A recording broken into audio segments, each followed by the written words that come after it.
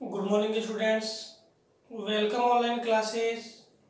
Students, हमने अपने पिछले वीडियो के अंतर्गत जो पर्यावरणीय समस्याएं हैं उन पर्यावरणीय समस्याओं में हमने वायु प्रदूषण के बारे में पढ़ा और जाना कि वायु प्रदूषण है वो दो, प्राकृतिक और मानवीय दोनों कारणों से होता है। लेकिन यह जो वायु प्रदूषण होता है ये मानव को प्रत्यक्ष और अप्रत्यक्ष दोनों रूप से क्या है, नुकसान पहुंचाता है।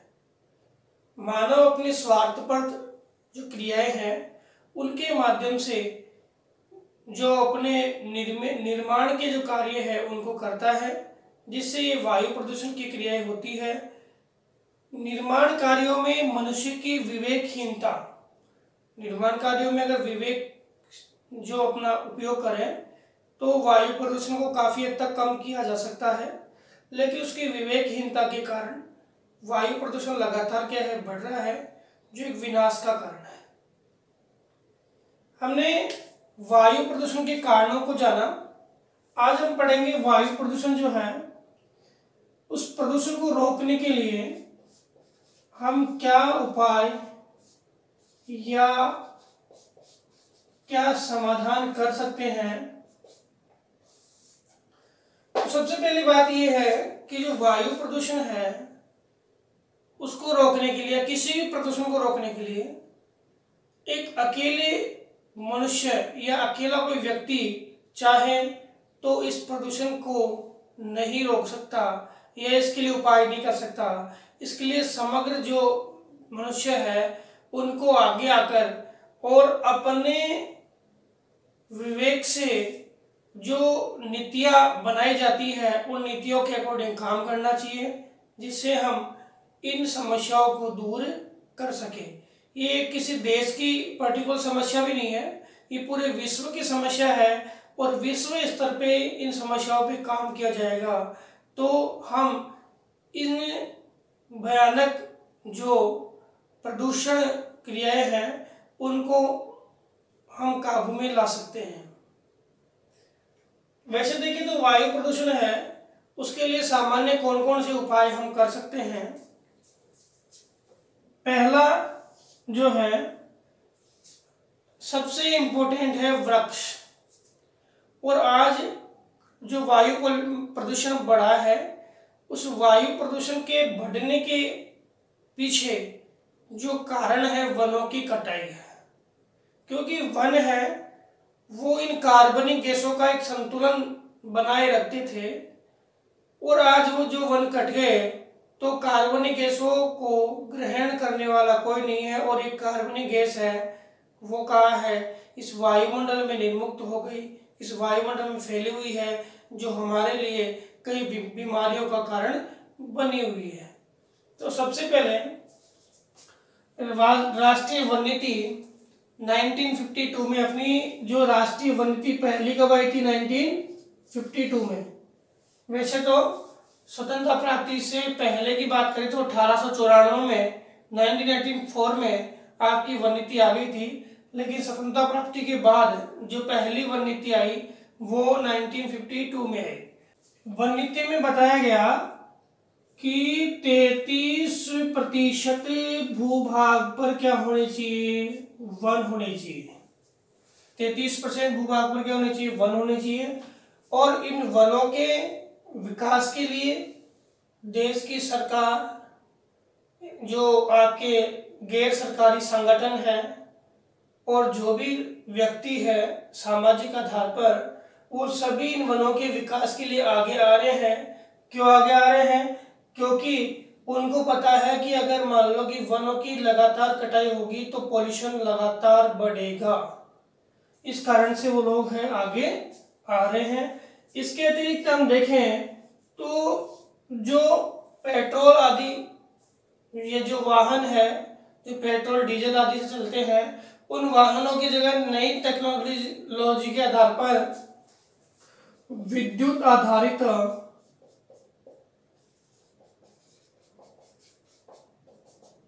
जो वाहन है उनका निर्माण किया जा रहा है, जो पॉल्यूशन को क्या करेंगे, कम करेंगे। बैटरी संचालित विद्युत या बैटरी संचालित जो वाहन है उनका प्रयोग किया जा रहा है, जो इसको क्या करेंगे, बहुत ही कम करेंगे। इसके अतिरिक्त जो निर्धूम चूल्हे हैं जो धुआं को बंजर करते हैं, उन निर्धूम चूल्हों का उपयोग भी किया जाता है।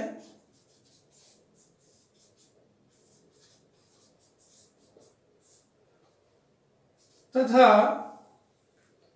जो कल कारखाने हैं, उन कल कारखानों में नवीनतम तकनीकी लाई जाए, नवीनतम तकनीकी लाई जाए, जिसके कारण हम इस प्रदूषण को कम कर सकें। इसमें तकनीकी है वाटर हेड कोलाइडर बनाया जाए, जिसमें क्या होता है कि जल है, ये आपके जो धुआं का पाइप है, जो आपकी फैक्ट्री से जो धुआं बाहर निकलता है, वो पाइप इसमें लगाया जाए। तथा इसमें क्या लगाया जाए, फिल्टर और इसमें क्या भरा जाए, पानी। और इसके बाद जो अपने गाड़ियों में जो सिस्टम आता है ना, उसके माध्यम से आपके जो दूषित वायु है, जो आपके कैसे निकल रही है, कल कारखाने से निकल रही है, उस वाटर हेड कोलाइडर से निकलेगी, तो इसमें जो दूषित तत्व है वो इसी में रह जाएंगे और जो वायु है वो फिल्टर होकर के बाहर निकलेगी। तो इससे क्या है, वायुमंडल है उसमें पॉल्यूशन की मात्रा क्या होगी, कम होगी। दूसरी बात कि जो भी कल कारखाने लगाए जाए, चाहे नवीनतम तकनीकी हो चाहे पुरानी तकनीकी हो, वो शहरों के बाहर लगाया जाए।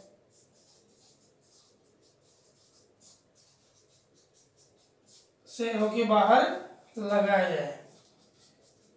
इसके अतिरिक्त जो ग्रामीण क्षेत्रों में या शहरी क्षेत्रों में जो बर्तन पकाने के लिए या ईंटों के भट्ठे जो हैं, उनको भी आबादी क्षेत्र से बाहर लगाया जाए। जो बर्तन पकाने के लिए होते हैं या ईंटों के भट्ठे होते हैं, बर्तन पकाने और ईंटों के भट्ठों को भी है वो शहर के बाहर लगाया जाए, जिससे पॉल्यूशन से जो लोग हैं वो परेशान नहीं हो। इसके अतिरिक्त आपके जो वन नीति आई 24 जून 2016 को, पहली बता दी मैंने कब आई थी, 1952 में। इस वन नीति में हरित कर लगाने की बात की गई। हरित कर का मतलब है जो हरे पेड़ों को जो काट रहे हैं उन पे टैक्स लगाया जाए और उन लोगों पर कड़ी कानूनी कार्रवाई की जाए। और जो टैक्स लगा, उस टैक्स से जो पैसा आया, उस पैसे को वनों के विकास के लिए लगाया जाए। किसके लिए लगाया जाए, वनों के विकास के लिए लगाया जाए। जो पैसा आया उस पैसे को किसके लिए लगाया जाए, वनों के विकास के लिए लगाया जाए। तो हरित कर लगाने के लिए 24 जून 2016 को जो नीति आई उसमें हरित कर लगाने की बात की गई। इसके अतिरिक्त हम देखें तो आपके हरित राजमार्ग नीति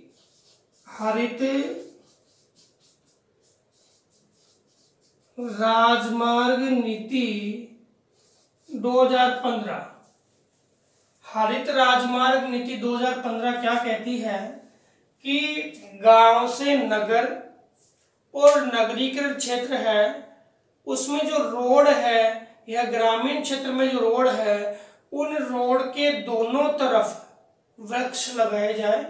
रोडों के ये रोड है, रोडों के दोनों तरफ क्या लगाया जाए, वृक्ष लगाया जाए, और शहरों में बीच में जो पट्टी है उसमें भी क्या है, वृक्ष लगाया जाए, जिससे क्या हो सके, जिससे वनों का विकास हो सके और शहरीकरण क्षेत्र में हो रहे जो प्रदूषण है या जो गैसों का उत्सर्जन है उसको हम संतुलित कर पाए।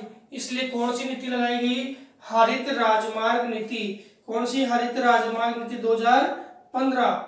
कौन सी लगाई गई, हरित राजमार्ग नीति 2015। अब इस हरित राजमार्ग नीति 2015 की हम बात करें तो यह केवल सरकार के लगाने से ही यह नीति काम नहीं करेगी, क्योंकि इसके लिए पूरी मतलब सरकार ग्रामीण क्षेत्रों में हर जगह थोड़ी ये रोड के क्षेत्र में थोड़ी जाएगी। जहां उन्होंने वृक्ष लगा दिए, उन वृक्षों के लिए हमारी सोसाइटी यानी समाज है, व्यक्ति है, वो सभी के सभी आगे आएंगे तो उन वृक्षों का संरक्षण हो पाएगा, अन्यथा उन वृक्षों का संरक्षण कर पाना क्या होता है, मुश्किल होता है। इसके अतिरिक्त आपके जो फ्यूल जो उपयोग करते हैं उस फ्यूल में भी क्या बदलाव किया गया। आपके 2017 के बाद, 2000 अगस्त 2017 के बाद अपने BS4 फ्यूल है जो उपयोग कर रहे हैं। अब इसके बाद BS5 फ्यूल, मतलब ऐसा जो फ्यूल है, ऐसा ईंधन है जो हम प्रयोग करें अपने वाहनों में जिससे कम मात्रा में क्या हो, पोल्यूशन हो। तो फ्यूल की टेक्नोलॉजी को बढ़ाया गया है जिससे पोल्यूशन क्या हो, कम हो। तो ये सारे जो उपाय है वो किसके लिए, प्रदूषण को कम करने के लिए है। लेकिन उन उपायों को अपनाने से पहले हमें दोहरी नीति अपनानी पड़ेगी। दोहरी नीति अपनानी पड़ेगी। अब दोहरी नीति कैसे अपनाएंगे कि एक तो क्या है, जो पॉल्यूशन बढ़ रहा है उस पॉल्यूशन को, बढ़ते हुए पॉल्यूशन को क्या करेंगे, रोकेंगे। पहली नीति। ऐसा नहीं है उपाय किए जा रहे हैं, इधर से तो आप अपने उद्योग में जो ये लगा रहे हो और दूसरा उद्योग वाला है वो क्या कर रहा है, ज्यादा मात्रा में उत्सर्जन कर रहा है। कहने का मतलब यहाँ आप कचरा डाल रहे हो, हम कचरा डाल रहे हैं, ये लोग कोई भी, और एक व्यक्ति उसको उठा रहा है, दूसरा फिर डाल रहा है, फिर उठा रहा है, तीसरी बार डाल रहा है, फिर उठा रहा है, तो वहां कचरा साफ थोड़ी हुआ। सबसे पहले इस व्यक्ति को हमें जागरूक करना पड़ेगा कि यहाँ कचरा नहीं डालना है, जिससे क्या है हमारे पर्यावरण को नुकसान पहुंचता है। तो वो कचरा डालना बंद करेगा और फिर उठा के जाएंगे, तब क्या होगी, यहाँ पे सफाई होगी। तो वही है कि सबसे पहले हमें पॉल्यूशन जहां हो रहा है उन कारणों को जान करके उनको पहले बंद करना है, फिर बाद में उपाय ढूंढने हैं, या उनको जागरूक करना है फिर उपाय करना है। तो दोनों कार्य है, दोहरा नीति है। ऐसा नहीं कि हम एक साइड पॉल्यूशन हम बढ़ाए जा रहे हैं, दूसरी साइड उपाय किए जा रहे हैं, तो पॉल्यूशन बढ़ रहा है फिर उपाय कोई काम के नहीं रहेंगे। तो वायु प्रदूषण हमने पढ़ा। इसके बाद हम देखते हैं जल प्रदूषण। जल प्रदूषण क्या होता है,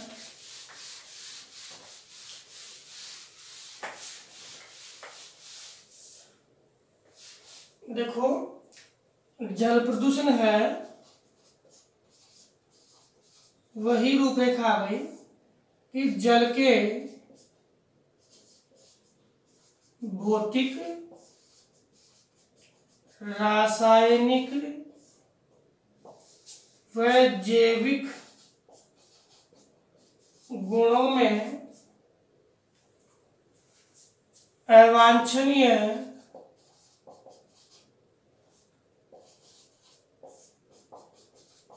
तत्वों के मिलने से होने वाला परिवर्तन क्या कहलाएगा, जल प्रदूषण कहलाएगा।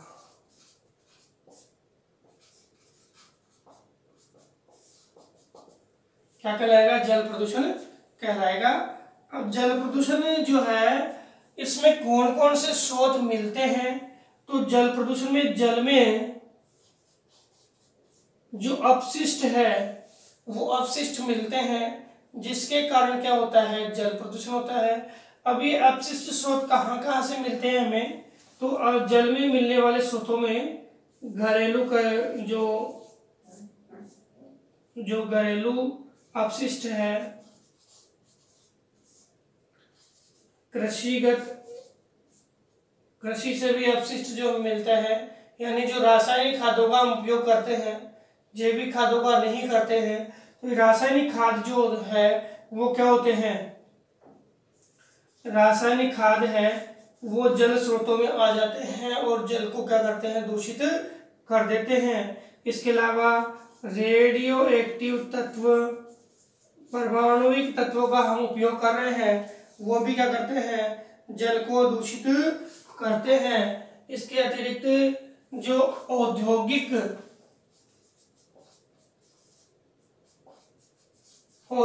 जो स्रोत है उनसे भी क्या हो रहा है, जल प्रदूषित हो रहा है। तथा खनिज जो उत्पादन कर रहे हैं, तो खनन क्रिया से भी है वो कई अपशिष्ट निकल करके और प्रवाहित होके और जल स्रोतों में आकर के मिल रहे हैं। इसके अतिरिक्त जो हम तापीय ऊर्जा की प्राप्ति जो करते हैं, किससे करेंगे, कोयले से करेंगे, तो तापीय ऊर्जा की प्राप्ति में जो अपशिष्ट है वो भी हमारा किन क्षेत्रों की ओर आके मिल रहा है, जल स्रोतों की ओर आके मिल रहा है। या कुछ वायुमंडलीय तत्व है, वायुमंडलीय तत्व जिनमें अपशिष्ट है, जैसे मान लो कि आपके जितने भी गैसेज है, जो कार्बनिक गैसें हैं, वो आपके वर्षा जल के साथ मिलकर के, जिसे अम्लीय वर्षा हम कहते हैं, वो अम्लीय वर्षा है वो जल प्रवाहित होकर के और इसमें जल में जाकर के मिल जाता है वो अम्लीय जल, उससे भी क्या है, जल दूषित हो जाता है। तो ये सारे कारण हैं। घरेलू अपशिष्ट में आपके अपशिष्ट निपटान है, साथ ही साथ क्या है, घरेलू अपशिष्ट के दौरान ही जो घर का जो जल है यानी अपशिष्ट जल है वो तो जा ही जा रहा है, लेकिन इसके अलावा ग्रामीण क्षेत्रों में आप देखो कि जो नदी या तालाब जो है वहां पे पशु, उनको जल पिलाने और पशुओं को नहलाने का काम भी उन जल स्रोतों में किया जाता है। स्वयं मनुष्य भी है उसी जल स्रोतों में क्या है, स्नान आदि करता है। तो और वही जल है वो है क्या है, पीने के उपयोग भी लेता है। आजकल तो बहुत ज्यादा क्या है, जागरूकता हो गई, लेकिन पहले ऐसा ही होता था जिससे कई क्या है, बीमारियां उत्पन्न होती थी। तो ये जल प्रदूषण के स्रोत है घरेलू अपशिष्ट, समझ में आ गया। कृषि में रासायनिक जो है, रासायनिक जो खाद वगैरह है उनके माध्यम से जब वर्षा होती है तो ये रासायनिक खाद है वो क्या होता है, प्रवाहित होकर के और जल स्रोतों में आकर के मिल जाता है, जो उनके लिए उनको दूषित करने का कारण बनता है।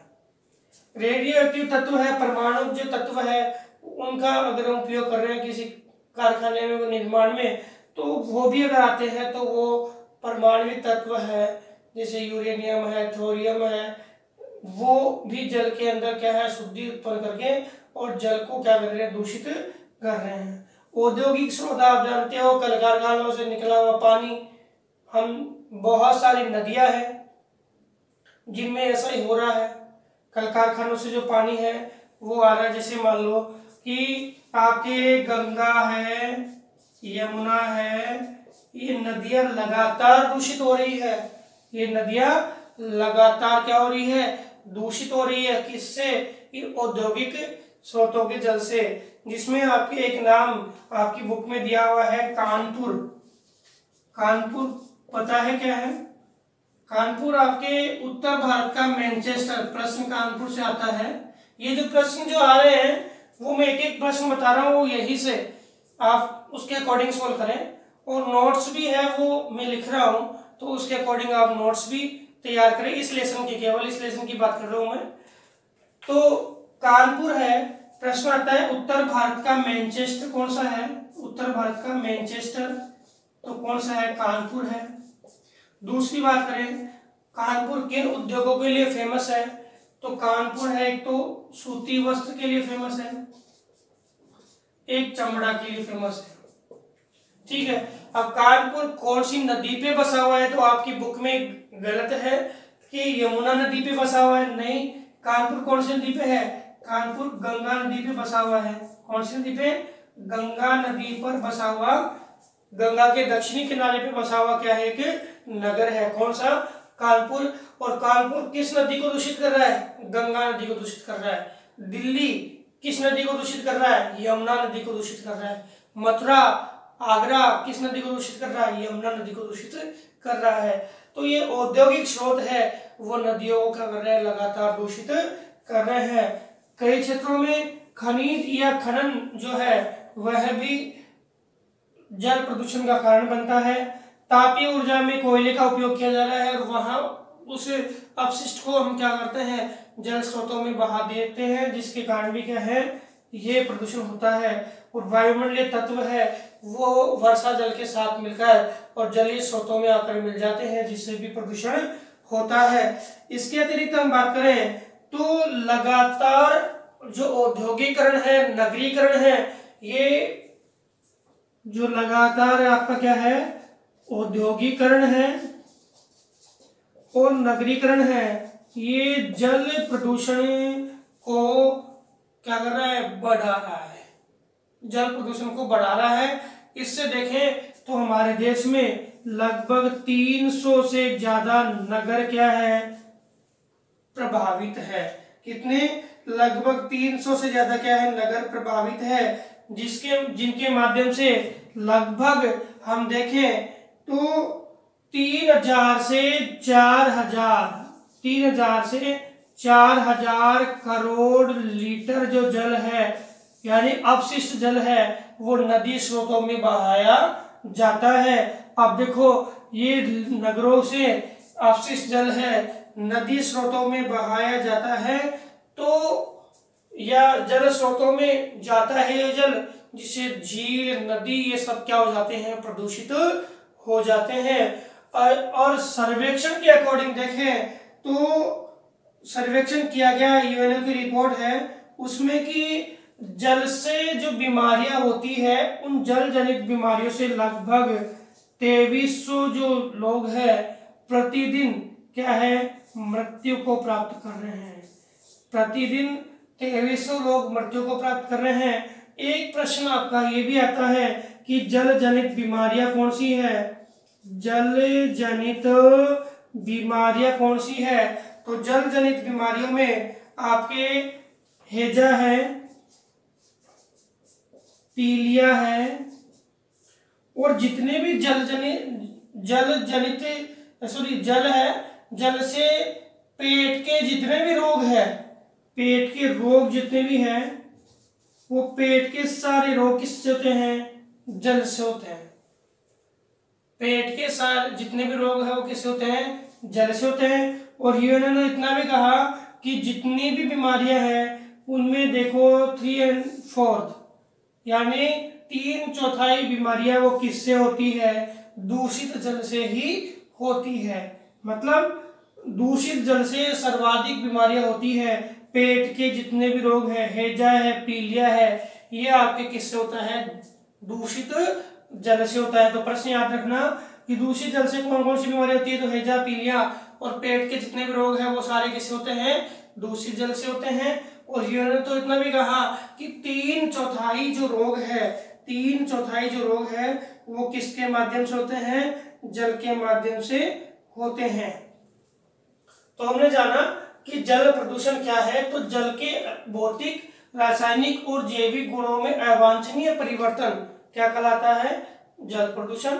जल प्रदूषण के स्रोत कौन कौन से हैं जहां से जल प्रदूषण होता है, वो हम देखें, घरेलू भी है, कृषि भी है, रेडियो, औद्योगिक, खनिज, तापीय और वायुमंडलीय है। अब घरेलू जान गए, घरेलू अपशिष्ट, घर से जो अपशिष्ट है, जो मल है, वाहित मल है, अपशिष्ट, और जो घरेलू कार्यों में जल, नहाने, स्नान आदि में उपयोग किया जाने वाला जल है, अगर वो सीधा ही नदी स्रोतों में या झील आदि में जाता है तो वो अपशिष्ट क्या करेगा, प्रदूषित करेगा। कृषि अपशिष्ट। अब इन्हीं कारणों के आधार पर हम जल प्रदूषण को कैसे रोकें, जल प्रदूषण है उसको कैसे रोकें, किस प्रकार से जल प्रदूषण कम हो, कौन कौन से कारक है, ये समझ में आ गया। प्रश्न आपका एक तो ये बनता है जल प्रदूषण क्या है, कौन से स्रोत है, ठीक है। नदी में कानपुर है, कानपुर को दूषित, कानपुर है किस नदी पर है, कानपुर है किन उद्योगों के लिए जाना जाता है, ठीक है। और जो कानपुर है वो दूषित हो रहा है, सॉरी दूषित कर रहा है किस नदी को, गंगा नदी को दूषित कर रहा है, ठीक है। और जल जनित बीमारियां कितनी हैं, यूएनओ के द्वारा कितने लोग लगभग जल जनित बीमारी से प्रतिदिन मर रहे हैं, तो 2300 लगभग लोग हैं प्रतिदिन मर रहे हैं। हेजा, पीलिया, पेट के जितने भी रोग हैं, यूएनओ ने इतना भी कहा कि 3/4 बीमारियां हैं वो जल जनित है, किसी है जल जनित है। भारत में देखें तो ये देखो नदी प्रदूषण की बात है तो औद्योगिक नगरीकरण ये जिम्मेदार है, और 3000 से 4000 करोड़ लीटर जल है वो हमेशा क्या है अपने इन नगरों के माध्यम से कहाँ जा रहा है, इन नदियों में, जो उनको दूषित कर रहा है। तो विद्यार्थियों आज हमने जल प्रदूषण और जल प्रदूषण के स्रोतों के बारे में जाना। जो प्रश्न है वो मैंने साथ साथ बताए हैं आपको, ये आपको इसमें जो जल प्रदूषण क्या है, जल प्रदूषण के स्रोत कौन कौन से हैं, और जल प्रदूषण से कौन कौन सी नदियाँ दूषित हो रही है। गंगा नदी है वो कानपुर नगर के माध्यम से दूषित हो रही है, जल प्रदूषण से कौन कौन सी बीमारियां होती है, ये प्रश्न जो आपके हैं वो आपको करने हैं। नेक्स्ट वीडियो में हम जो है आपके नेक्स्ट टॉपिक जल प्रदूषण हमने पढ़ा है, जल प्रदूषण के उपाय, मृदा प्रदूषण, ध्वनि प्रदूषण आदि के बारे में पढ़ेंगे। धन्यवाद।